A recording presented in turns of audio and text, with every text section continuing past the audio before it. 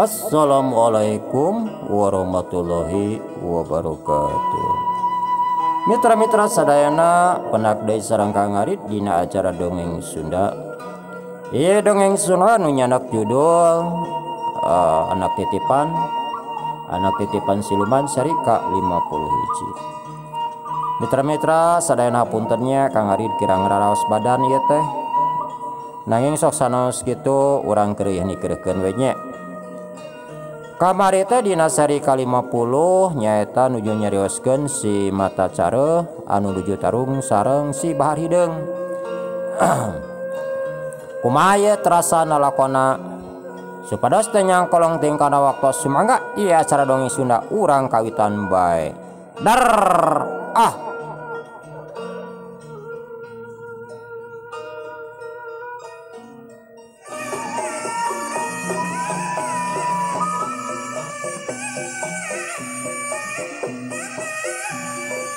Si mata careuh rikat ngajaulkeun awakna dina jurus careuh luncat.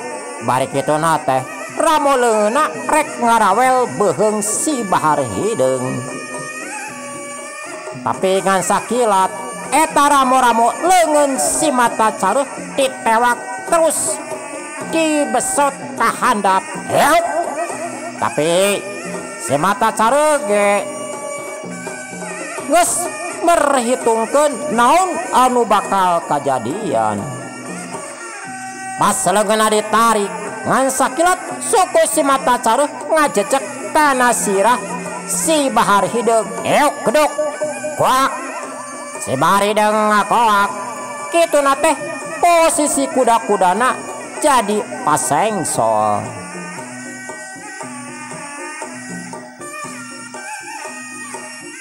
Dina kayan kitu ngan sakilat parep si mata careuh rek ngagedor kana careham. Ngan si bahar hideung masih kene sadar kana picilakaeun. Ngan sakilat si bahar hideung ngagorolongkeun awakna kumaha we ban anu digorolongkeun. Atuh parep si mata careuh nyamos deui. Padahal si bahar hideung hudang deui cakakak. Si mata careuh nyakakak seuri. Wah, ayo hideung, ayo si hideung lestro waju deui. Kitu cek si mata careuh bari molotot. Si bahar hideung teu ngomong deui. Jelang luncat anu saterusna narajang perep nangaheung bang baraan. Maksudna rek mepeg cukang irung si mata careuh. Ngan sakilat si mata careuh rikat ngalegotkeun awakna ka kenca. Tapi oro kaya eta perep si si bahar hideung ngan saukur pancingan hungkul. Da anu sabenerna mah si bahar hideung awakna ngacorelat ka tukang. Nyaho-nyaho geus aya tukangeun si mata careuh. Da antap warah heuk perep si bahar hideung ngageduk tanah gaduk si mata careuh. Si mata careuh ngakoak. Wow, kadona asa nyengso. Awakna nyampoyong sakilat si bahar hideung nyusul tepus ku tajongan sukunna. Geus teh misleuk deui keuna kana hulu angen. Euk geduk wak si mata careuh ngakoak. Hulu angeunna seueul lain di kieuna. Bangatna muringis cakakak si bahar hideung seuri mani nyakakak.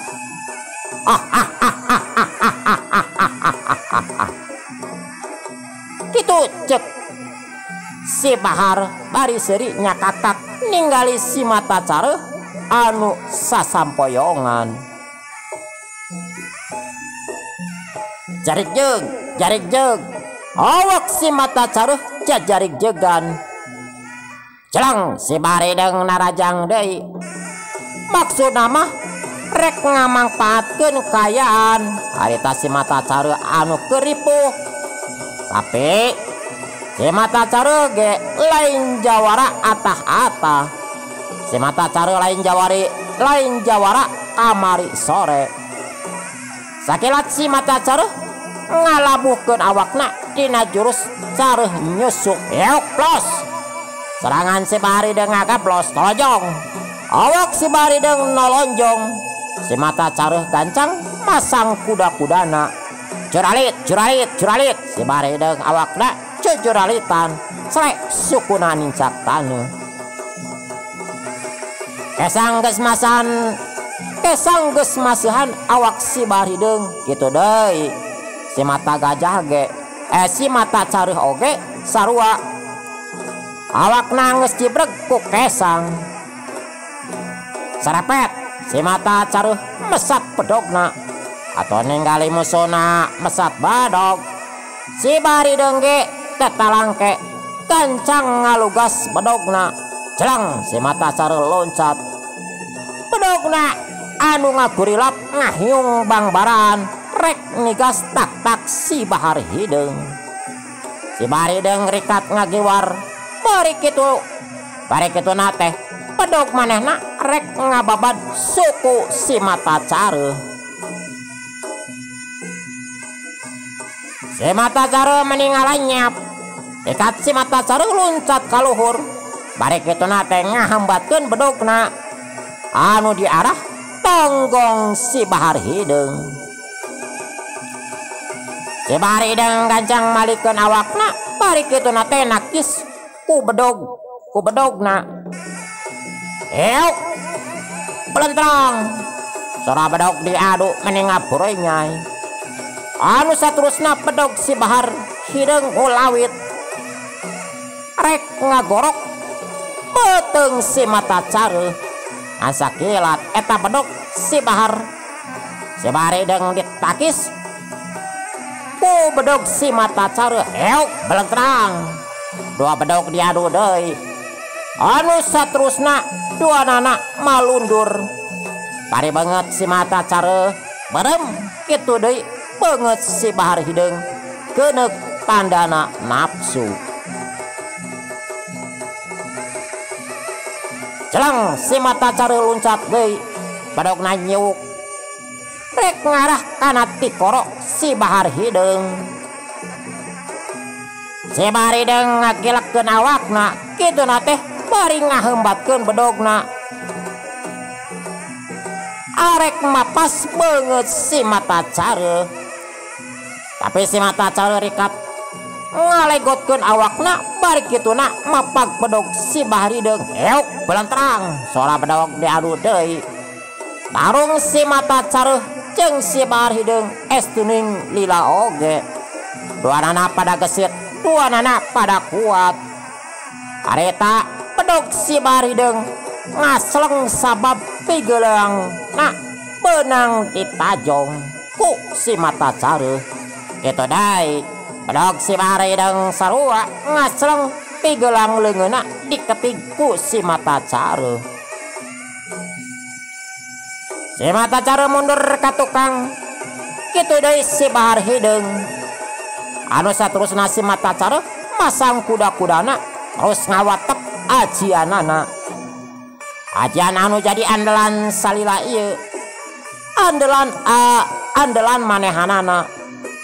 Dua dampaleungeunna dikahareupeun.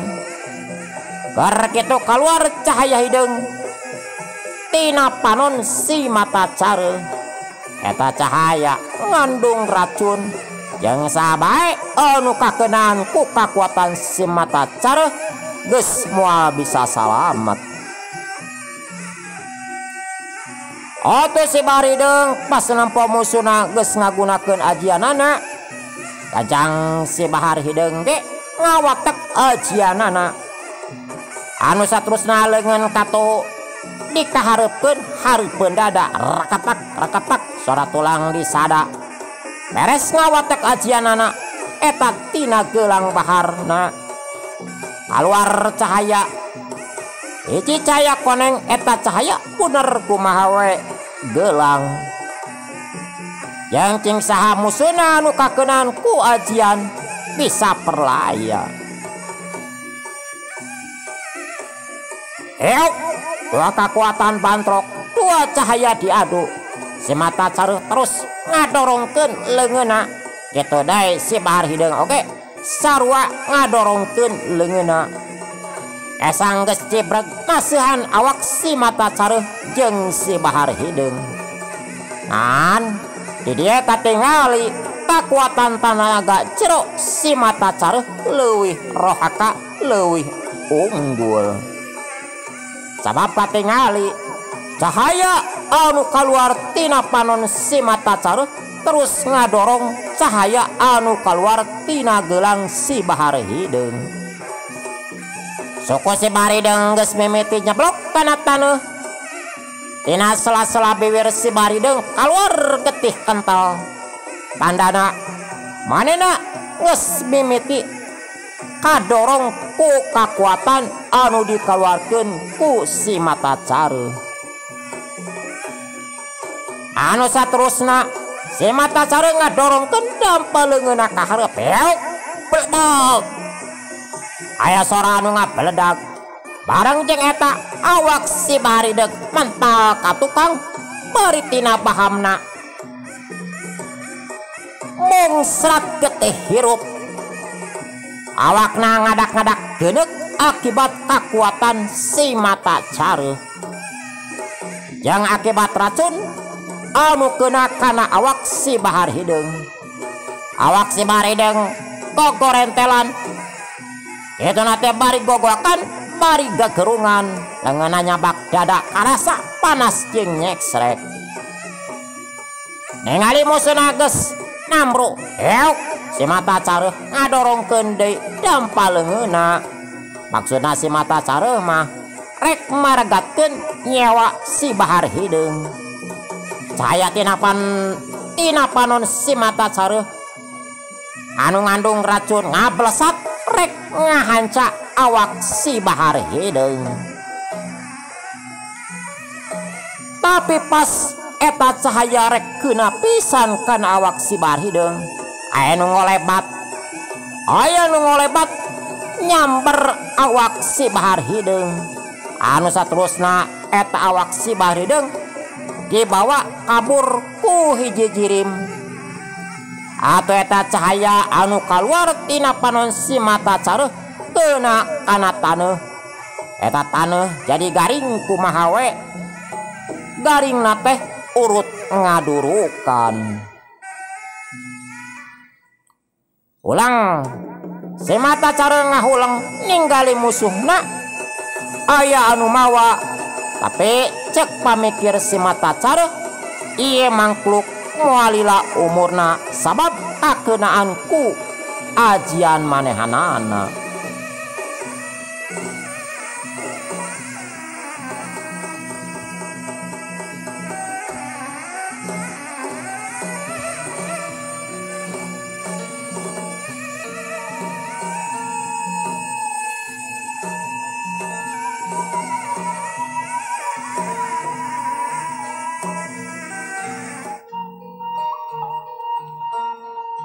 Bener di dieu pangabisa jeung pangawasa si mata caruh teu bisa dianggap enteng. Ret si mata caruh ngareret ka si sodagar teh. Harita si sodagar geus eueuh basa tadi si mata caruh lagot tarung jeung si Bahar Hideung. Si sodagar jeung badegana gancang indit di eta tempat. Malahan mah si Mang Warung ge eueuh manehna nyumput da sieun. Geus puguh eueuh mah geus puguh eueuh sasaha. Anu saterusna si mata caruh tuluy indit di eta tempat. Hari-hari si Bahar Hideung terus dipanggul ku hiji jirim. Taya lian nyeta Nyi Cucuk Konde. Pas kabenaran Nyi Cucuk Konde rek mulang ka pagurona. Pas tadi nempuk nyaeta si Bahar Hideung kayan dina bahaya. Anu saterusna si Barideng dibawa punyi cucu konde, sebab lamun teu gancang-gancang katulungan iya si Barideng bisa perlaya. Dalela nyi cucu konde geus nepi deui ka pagurona anu saterusna si Barideng digolerkeun. Bari kitu teh nyi cucu konde gancang notok sarap uratna, nyaeta notok sarap urat si Bahar Hideng, sabab wah lamun teu kitu eta racun bisa nyeliara kana jantung. Pan lamun geus asup kana jantung mah eta racun geus lain caturkeuneun kumaha akibatna. Set getih anu kaluar tina baham si Bahar Hideng ayeuna mah geus eureun. Anu saterusna nyi cucu konde nyeun racikan keur ubar si Bahar Hideng. Untung nyi cucu konde ge paham pisan kana masalah racun mah, sabab manehna ge ngagem ajian masalah racun. Beres nyen racikan terus eta racikan diinumkeun ka si Bahar Hideng. Ayeuna mah dada si Bahar Hideng rada ngemplong jeung teu pati panas teuing, teu model tadi mah asa diduruk. Menang sababaraha jam si Bahar Hideng geus bisa diuk deui ngan awakna lungse lain di kieuna eueuh tangan pangawasa. Jeung geuneuk dina awakna can pulih bener. Pok si Bahar Hideng nyarita, nyi sinulungan akuring untung nyai kaburu datang. Amun teu bawa bisa cilaka, kitu ceuk si Bahar Hideng. Nya Bahar Hideng, ku kabenaran we kuring ngaliwat ka dinya. Lamun teu mah duka teuing kumaha jadina, kitu ceuk nyi cucu konde. Bener nyi, aran tanagana eta tanaga ajarana si mata caruh, si mata elan, si mata munding lain di kiona lain teja. Dalagun teu kataan ku kakuatan Bahar kuring mah nyaeta ajian tanaga jero. Tadi geus sigana uring geus parakat nyawa, kitu ceuk si Bahar Hideng. Nya sok ayeuna mah bari istirahat heula Bahar Hideng. Cagerkeun heula awak tong waka hayang mulang ka paguron, kitu ceuk nyi cucu konde. Ya nyi alah rek ngilu lah cicing we di dieu ya. Api ampura bakal ngaesekeun. Rek cicing we di dieu sapoe dua poe mah. Aduh ya karasa awak leuleus, kitu ceuk si Bahar Hideng. Ya teu nanaon Bahar Hideng, da urang teh saperjuangan satujuan, kitu ceuk nyi cucu konde. Mitra-mitra sadana cag si Bahar Hideng, urang teu heula teu diandelem sieum urang tunda di hanjuang siang paragi nyokot tinggalkeun. Ayeuna urang malikan deui nyaritakeun anu tos lami teu kasebat nyaeta di nagara siluman monyet. Harita Prabu Raksabumi tos aya di karatona deui. Harita keur ngariung keur memperbayaksa jeung Patih Bakasakti tur jeung para senopati. Pok Prabu Rohong Raksabumi cumarita, wawan Patih Bakasakti oge apara senopati urang ngangkir lain wanci yang lain bangsa. Taya kajaba kaula rek ngaruningkeun masalah si Komod.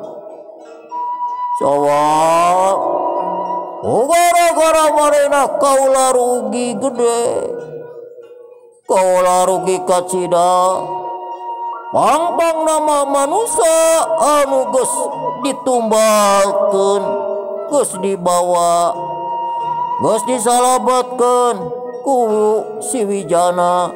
Ayeuna geus aya di alam manusia.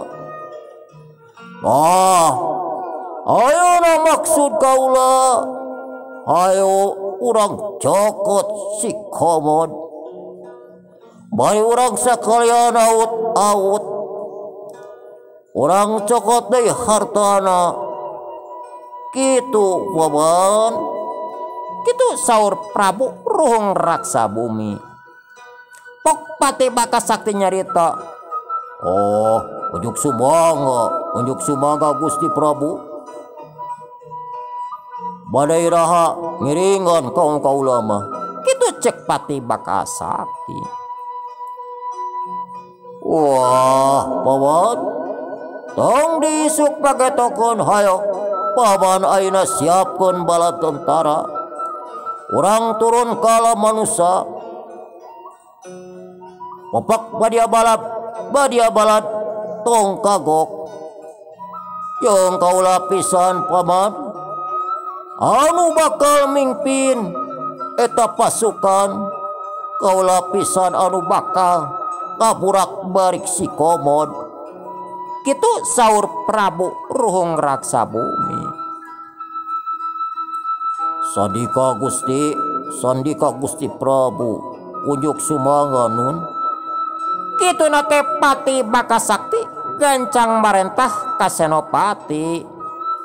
Atau Senopati tetalangke anu saterusna undur ti hareupeun raja jeung pati. Nyaeta rek nyiapkeun bala tentara. Bala tentara penggawa prajurit disiapkeun keur nuju ka alam manusia nyaeta arek nyokot Mang Komod. Sanggeusna bala tentara siap, anu saterusna Prabu Ruhung Raksa Bumi, Pati Bakasakti, para senopati tur bala tentara siluman monyet tuluy indit nuju ka imahna Mang Komod. Prabu Ruhung Raksa Bumi can apaleun yen sabenerna mah Mang Komod geus maot. Ari Prabu Ruhung Raksa Bumi areta ngagunakeun kareta kencana khusus paraki perang. Eta kareta kencana anu biasa sok dipake. Lamun teu penting-penting teuing mah jarang dipake.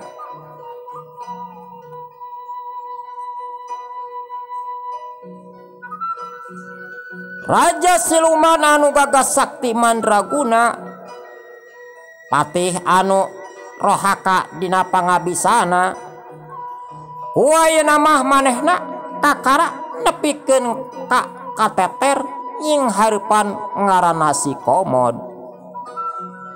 Kakara cek pikiran manehna nepikeun ka dilonyeng ku hiji manusia ti golongan bangsa manusia.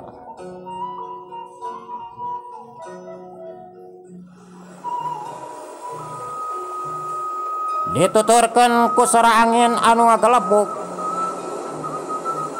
Harita Prabu Ruhung Raksa Bumi jeung pasukanana geus nepi ka imahna Mang Komod. Reg eta kareta kencana eureun.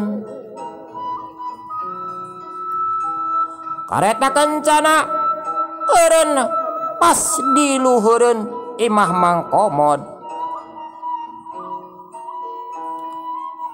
Anu saterusna Prabu Ruhung Raksa Bumi nempo ka handap nyaeta ka